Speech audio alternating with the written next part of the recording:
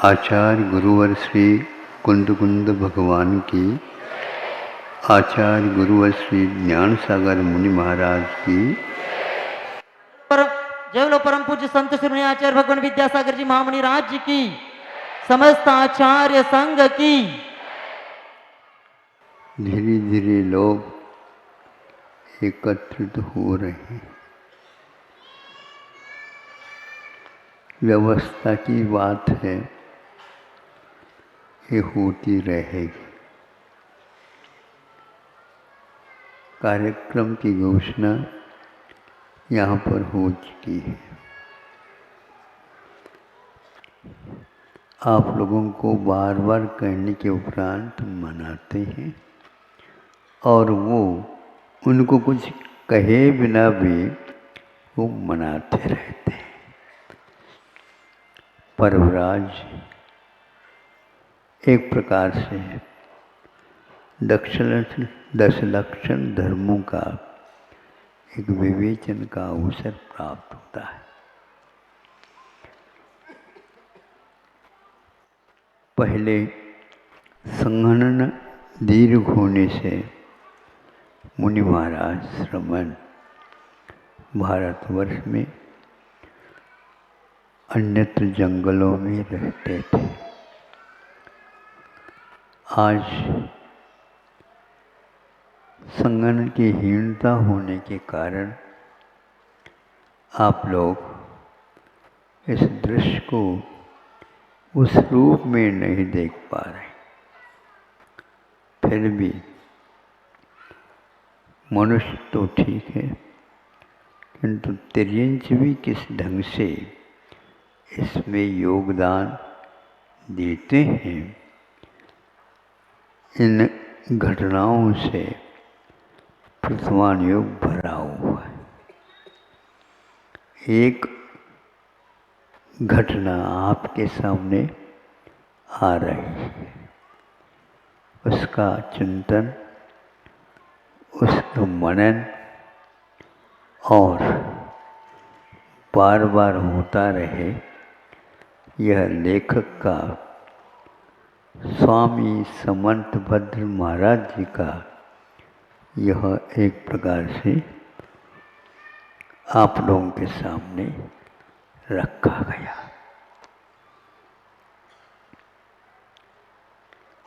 चातुर्मास की भी बात हो सकती है या अन्य समय में ये घटना घटी हो। भीतर गुफा में एक महाराज जी बैठे हैं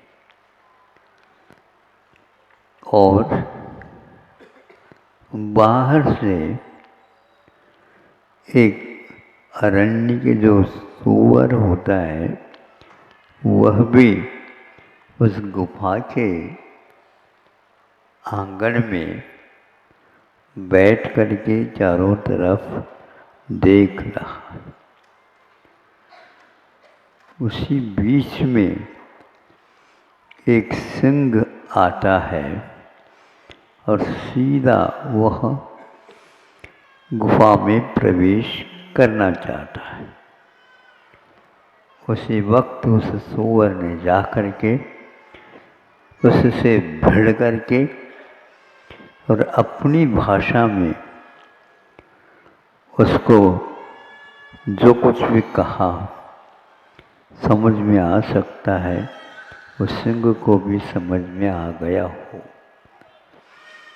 उसने भी इसी प्रकार का प्रहार धावा भूल करके उसको जवाब देना चाहा, लेकिन ये एक ऐसा दो पहलवानों के बीच में कुश्ती होती है, पर त्यों का त्यों वहाँ पर घटने लगे।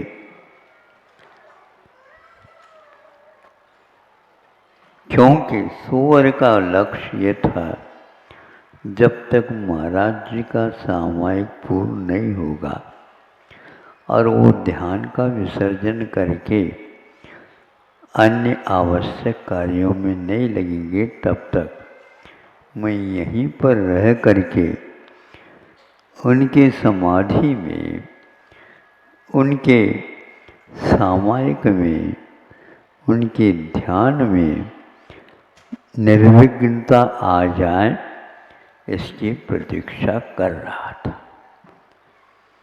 सिंह उसे समझता था, किंतु सिंह चूंकि अब इसके साथ मुठभेड़ में लग गया, इसलिए दूसरा कोई तीसरा कोई उसमें प्रवेश नहीं कर पाया।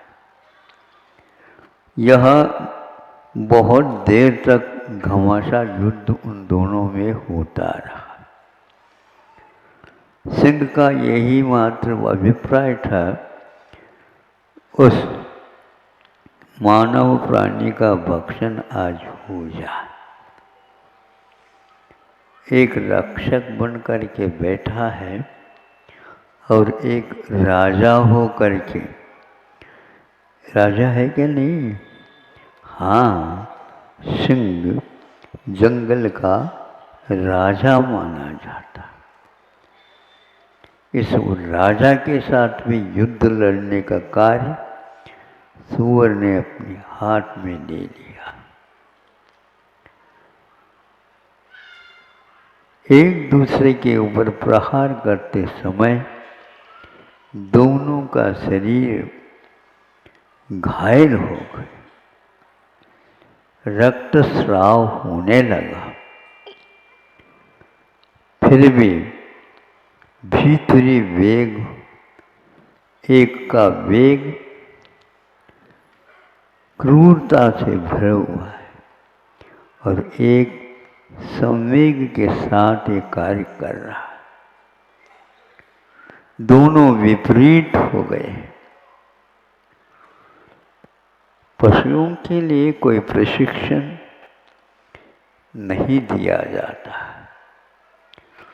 प्रशिक्षण और उपदेश मुख्य रूप से मनुष्य को ही प्राप्त होता है, लेकिन पशु और पक्षी यहाँ पर बैठे बैठे वृक्षों के ऊपर भी सुन रहे हो सकते हैं। गाय भैंस आदि भी इनको सुन सकते हैं, सुनते होंगे, मुख से कुछ कहते नहीं। उन्हें आग्रह करने की कोई आवश्यकता नहीं पड़ती। उनके भावों में इस प्रकार की विचित्रता रहती है। ग्रंथों में कहा, 8 वर्ष अंतर्मुख हुए बिना मनुष्य को सम्यक दर्शन नहीं हो सकता। कितने भी वह प्रयास कर ले, गुरु महाराजों के चरणों में ही बैठा रहे तो भी प्राप्त नहीं हो सकता। किंतु मुनि महाराजों के चरण स्पर्श हुए बिना अंतर मुहूर्त में भी पशुओं को सम्यक दर्शन हो सकता है। क्या सुन रहे हो आप लोग? आप लोगों को 8 वर्ष अंतर मुहूर्त चाहिए और उनके लिए अंतर मुहूर्त भी पर्याप्त होता है। ये कैसी योग्यता उनकी, इसके बारे में सोचिएगा। मनुष्य बहुत व्यापक कषाय करता है। मनुष्य की जीवन में व्यापकता कषायों की रह सकती है, दया की भी रह सकती है, लेकिन पशुओं में भी यह देखने को उपलब्ध होता है। इन दोनों में सूअर एक ऐसा ही अहिंसक था, तो वहाँ भीतर ही भीतर यहाँ पर भले ही बैठा रहा, किंतु उसका जीवन अहिंसामय हो गया था। वह रक्षक के रूप में ही वहाँ पर रहता था। इस कथा को पढ़ने से ऐसा ज्ञात होता है, सम्यक दर्शन के पीछे पढ़ने से सम्यक दर्शन प्राप्त नहीं होता। आगे की सीढ़ियाँ और हैं। किंतु पशुओं में एक साथ तीनों ही प्राप्त हो सकती हैं, ये भी उल्लेख मिलता है। ज्ञान का अर्थ विद्यालय खोलने से, महाविद्यालय खोलने से, विश्वविद्यालय खोलने से नहीं प्राप्त होता, किंतु वह एक भीतरी आयाम है, वह एक भीतरी साधना है, वह एक भीतरी, ऊपर से उसका संबंध नहीं, किंतु ऐसा पुरुषार्थ होता है। और जैसे आप लोगों को कोई ऐसी घटना देख करके आँखों में आंसू आते हैं, उसके लिए कोई विशेष परिश्रम करने की आवश्यकता नहीं होती। कभी कभी ऐसे भी भीति के अवसर मिलते हैं और शरीर में पसीना अपने आप ही आने लग जाता है। इसमें भीतर का ही एकमात्र संबंध रहता है। हम लोगों की कठोरता के बारे में और मृदुता के बारे में संतों ने कहा है, यह भी एक मनुष्य प्राणी संस्कार तो होकर के आता है तो बात अलग है, लेकिन इसके जीवन में ये बहुत कम होते हैं। आपने कभी देखा होगा कि रात में कौवे तक नहीं बोलते और आपका जो है ये बोलचाल रात भर भी चल सकती। वो सोचते होंगे कौवे, चिड़िया वगैरह, ये कैसे मनुष्य है जो रात दिन ही ये काम कर रहे हैं। इससे व्यवधान तो आता होगा। हमने तो कभी कौवों को रात में का करते हुए नहीं सुना। हाँ, आप लोगों का प्रभाव उसके ऊपर भी पड़ सकता है। बिजली लाइट वगैरह चालू हो गई, वो समझते होंगे अब दिन जल्दी होने वाला है। लेकिन जब वो कभी भी नहीं सुनो, ये कुक्कुट बोलते हैं, मुर्गा, वह ठीक जब रात ढलने की होती है उस समय में आपको सुनाते हैं, कहते हैं अब जग जाओ।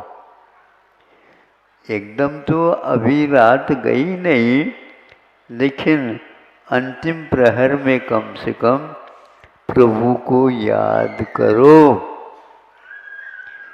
यह मुर्गों के माध्यम से आप लोगों को सीख उपलब्ध होती है।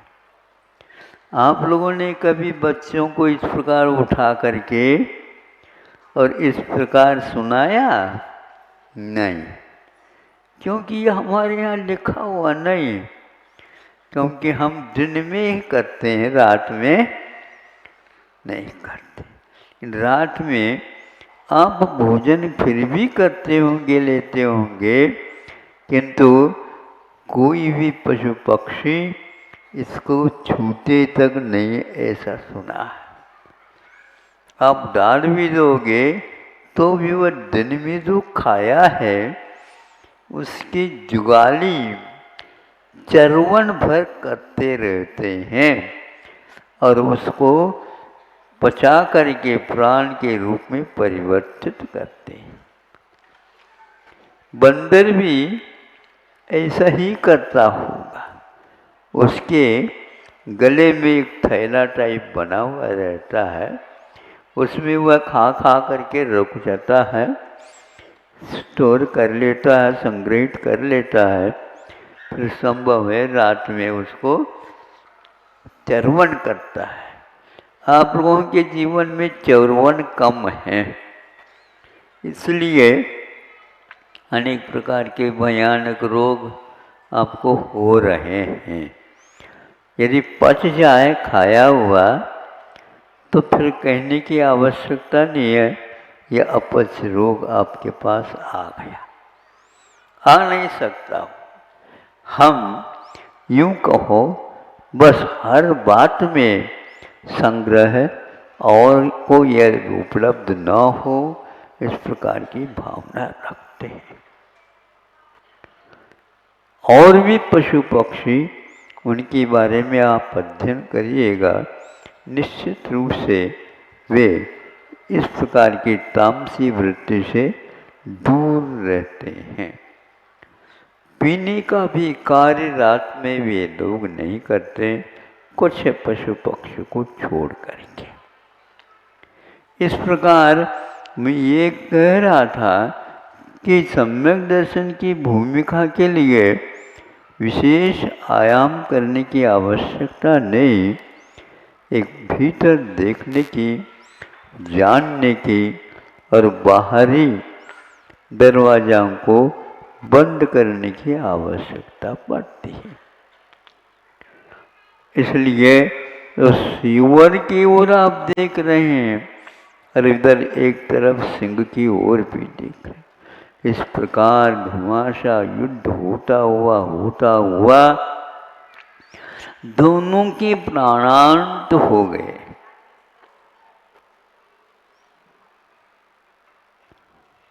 क्योंकि दोनों के बीच में जो यह घात प्रत्याघात की प्रक्रिया होने से घायल हो गए, दोनों को प्राणांत हो गया। लड़ने वाले तो निश्चित रूप से नरक में जाएंगे, ऐसा तो हम सुनते हैं। सुनते क्यों, बिल्कुल है ही है। अब इनको भी नरकों में जाना पड़ेगा, क्योंकि ये भी सामने सामने युद्ध ही कर लिया।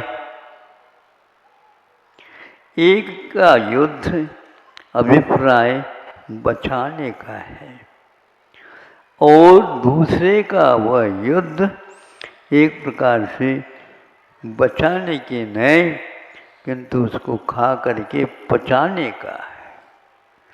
यहाँ इतना जमीन आसमान का अंतर है। जमीन आसमान का अंतर कब होता है कि यह संभव ही नहीं है इन दोनों को हम मिला दें, इतना बड़ा अंतर रहता है। ऐसा ही भावों का खेल है। हमारे भावों में ये तीव्रता जो आकर के घुसी है, कषाय के उदय के साथ इसका संबंध रहता है। इसलिए जब उनका अवसान हुआ, कथा का उपसंहार होता है। कहाँ पर गए ये दोनों? न्यायालय की ओर जाने की कोई आवश्यकता नहीं पड़ती। यह आज की रिवाज जैसी बन गई। पहले पंचायत बैठती थी, उसके द्वारा 1-2 दिन भी नहीं लगे और वह पंचायत जैसी घोषणा करेगी, उसके अनुसार कार्य होता था। किंतु आज वर्षों लग जाते हैं, फिर भी वह केस कभी खराब होता ही नहीं, वो बढ़ता ही चला जाता है। संभव है आज के युग में न्यायालय में जाना एक अनिवार्य जैसा बन गया और वह एक प्रकार से व्यवसायीकरण के रूप में भी परिवर्तित हो गया। इसे कहने में कोई हमें आपत्ति नहीं लग रही है। कोई वकील वगैरह बैठे तो हम उनसे पहले ही कह देते हैं, या आप क्या करें, सभी लोग कर रहे हैं तो आप भी करते होंगे।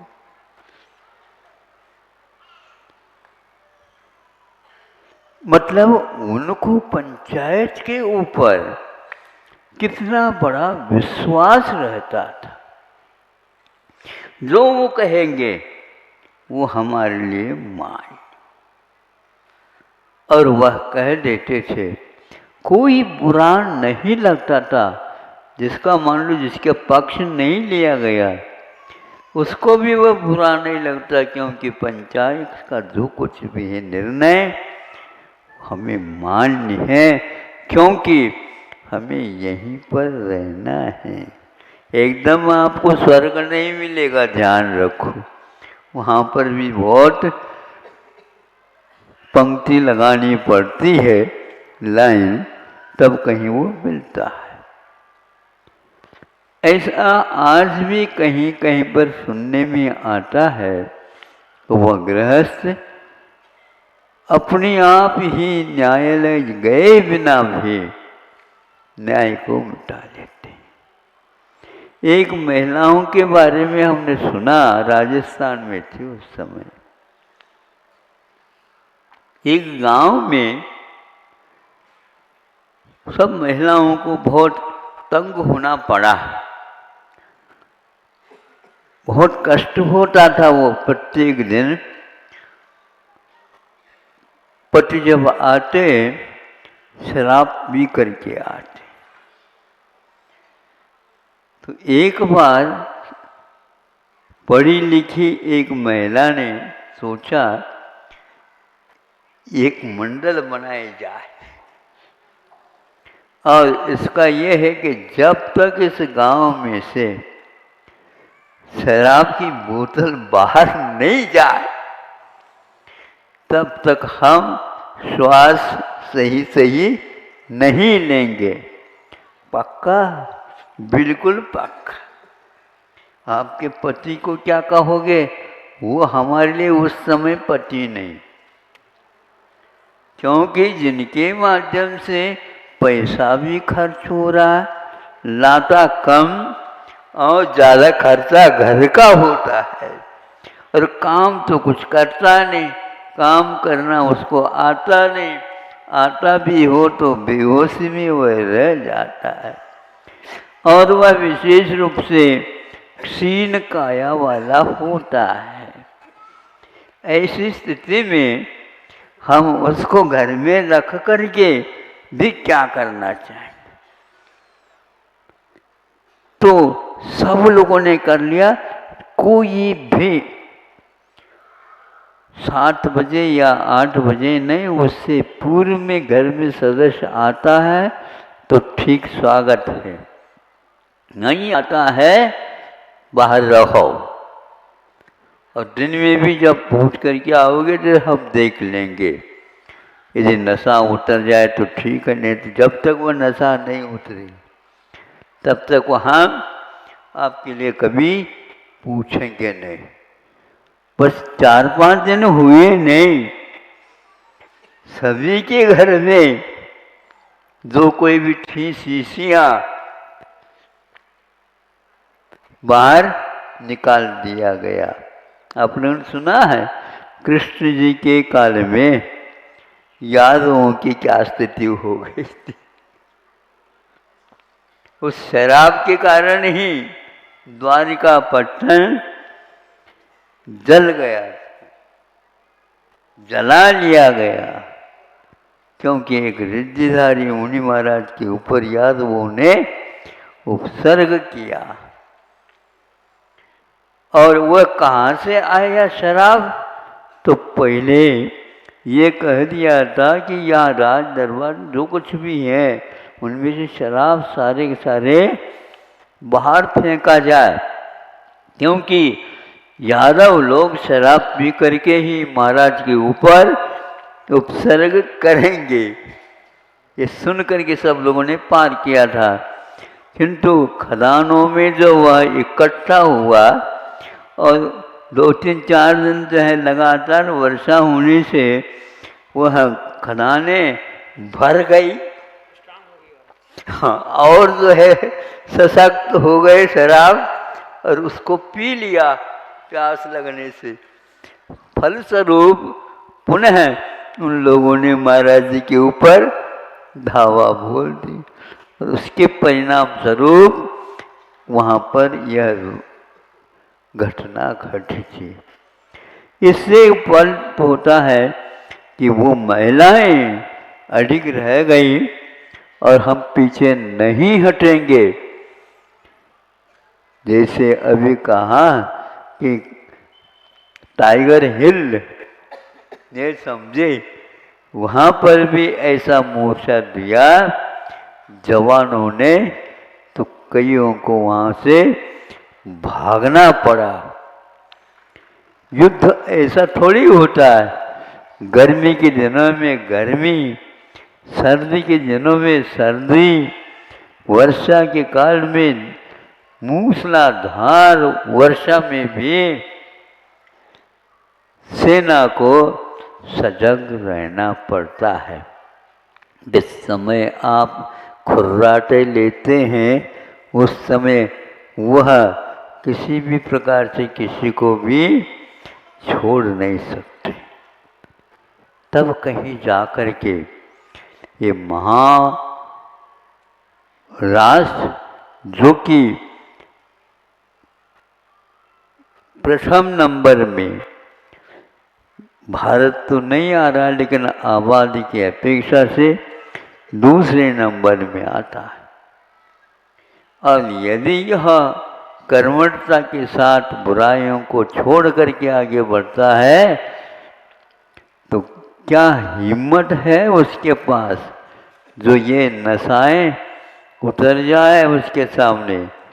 प्राय करके नशा जो है ना प्रभावक कब होता है, जब कोई विशेष पूछने वाला नहीं होता और बच्चे सब डर जाते हैं उनसे, किंतु पुलिस एक बार सीटी बजा दे तो वो नशा ही उनका उतर जाएगा और भाग जाए वो अपने अपने घर को। एक कारण यही है कि कोई ऐसा भी व्यक्ति चाहिए जो इस प्रकार संवैधानिक नीतियों के ऊपर अपना शासन और प्रशासन चलाता हो। अन्यथा न ले, हमने ये आपके सामने जो रखा है यह प्राचीन काल में क्या होता था उसका एक नमूना है। ऐसे भी राजा जो कि मुसलमान होकर के भी इसका विरोध किया जाता था और आज शाकाहारी हो करके भी इसका प्रावधान विधान किया जा रहा है। अब पर्व के दिनों में क्या क्या बोलना पड़ेगा और क्या क्या आप लोगों को सुनना पड़ेगा हम अभी कह नहीं सकते, क्योंकि आपने हमारे सामने निवेदन किया है महाराज हम सुनेंगे, तो हम भी देखो समय मिल जाए तो सुनाएंगे, लेकिन आपकी केवल मतलब की बात नहीं सुनेंगे, जो सही सही घटनाएं हैं वही आपके सामने रखेंगे। हाउ कह दो, हाउ ऐसे धीरे धीरे हाउ हमारे कानों में नहीं आ पाती। हाँ हो महाराज। हाँ तो उससे जो है ना ये सारे पुरुष लोग समझ में आएंगे। ये प्राय करके पुरुषों के द्वारा ही शराब का धंधा किया जाता। हाँ कहीं कहीं पर बहुत दिन का प्रचलन होने से वहाँ महिलाओं में भी आ सकता है, लेकिन उसमें अगला कदम तो उन्हीं का रहता है। पति और पत्नी का जब संबंध होता, विवाह होता है, तो यह सारे के सारे उस अग्नि देवता के सामने, जल देवता के सामने प्रतिज्ञा दिलाई जाती है और उन प्रतिज्ञाओं का पालन जब लो घट में प्राण। यह घट में जब तक प्राण रहेंगे तब तक हम इसका कभी भी उल्लंघन नहीं करेंगे। तो यह भीतरी नहीं बाहरी बात उसका प्रभाव से कई लोग इसको भूल जाते हैं। इसलिए वह तिर्यंच हो करके भी इसको भूला नहीं। वह तो हो गया सुअर, स्वर्ग में जा कर के देव हुआ। और सिंह कहाँ पर चला गया है? रावण जैसे अन्यायी व्यक्तियों का वहाँ पर अड्डा लगा हुआ है, आज भी वहाँ पर वह चला गया। हमें छूट देते एक बार, छूट नहीं। यहाँ पर सभी को अपना किया हुआ अनर्थ का फल भोगना पड़ेगा, भिन्न भिन्न स्थानों में जा कर के। धन्य हैं ऐसे जीव, कौन से किसने संस्कार दिए थे पता नहीं, और आज तक वह प्रसिद्धि पाई है आश्रय दान की अपेक्षा से। कौन सा दान? आश्रय दान। दूसरे को आश्रय क्या देना? अपने जीवन में स्वयं को भी आश्रय देना होता है। इसलिए उस भयानक परिस्थिति में भी अपने प्राणों को बलिदान के रूप में चढ़ा करके सुअर ने यह आदर्श स्थापित किया। और उसकी कथा रत्न करंडक श्रावकाचार्य में उल्लेखित है। और सभी लोग योग से यहाँ पर मध्याह्न में सुनता हूँ 2:30 बजे से 3:30 बजे तक रत्न करंडक श्रावकाचार्य का स्वाध्याय वाचना होती है। अब इनमें इस प्रकार के छठे छठी गाथाएं दी गई है। अभिमान में कौन मुखिया हुआ और मार्दव की अपेक्षा से कौन मुखिया हुआ? पुरुष भी है, उसमें महिलाएं भी हैं। इस प्रकार वह कथानक नहीं किंतु उदाहरण के रूप में उनको प्रस्तुत कराया गया है। मद करने वाला कहाँ पर चला जाता है और निर्मद हो जाता है तो सम्यक दर्शन उसकी परिक्रमा दे करके खड़ा हो जाता। हाँ, नहीं समझे इसको धारण करने की कोई आवश्यकता नहीं। प्रतिपक्ष वस्तु का जब हम विमोचन कर देते हैं या त्याग कर देते हैं तो पक्ष अपने आप ही खड़ा हो जाता है। तूफान आना बंद हो गया, अपने आप ही जो झाड़ लेटे हुए थे वो धीरे से उठ करके खड़े हो जाते हैं। इस प्रकार आपके सामने यह कथा जो रखी, यह मुझे बहुत प्रिय कथा लगती है।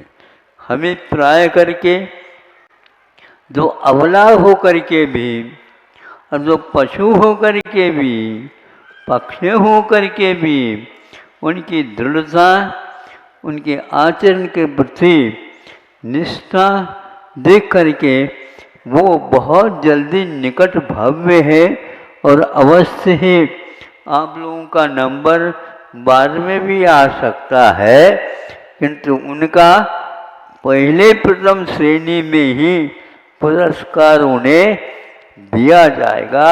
और रत्नगढ़ श्रावकाचार्य में समर्थभद्र महाराज ने यही एकमात्र कार्य किया है। अब इसको आप अपने जीवन में उतारने का, चिंतन मनन करने का अवसर दे दो, ताकि आपका जीवन में भी यह प्रसंग अपने आप आ जाए और इससे प्रेरित होकर के अन्य जीवों का भी उद्धार हो जाए। इसलिए हमें कभी भी पुराण ग्रंथों को गौण नहीं करना चाहिए। इनसे हमारा हृदय में जो यदि निश्चय है उसकी रक्षा होती है, और यदि नहीं है तो उसकी उत्पत्ति होती है और आगे उसमें विकास हो जाता है। ये तीनों बातें अपने जीवन में अपने लिए भी सहायक है और दूसरे के लिए भी सहायक है। इस प्रकार ये वक्तव्य आपके सामने छोटा सा है, रविवार के अनुरूप हुआ है। 2 दिन के बाद यहाँ पर जैसा कहा है उसी के अनुसार यदि मौसम ठीक रहेगा तो, क्योंकि यहाँ पर बहुत जल्दी वर्षा में अस्त व्यस्त हो जाता है, सुनते हैं उसका भी उपाय सरकार के द्वारा किया जा रहा है, क्योंकि आप लोगों ने उनको वोट दिया इसलिए हो रहा। ये पक्का है, हमने वोट दिए हैं, इतना तो कम से कम काम करो। वो करने के लिए तैयार हुए हैं, बताते अहिंसा परमो धर्म की।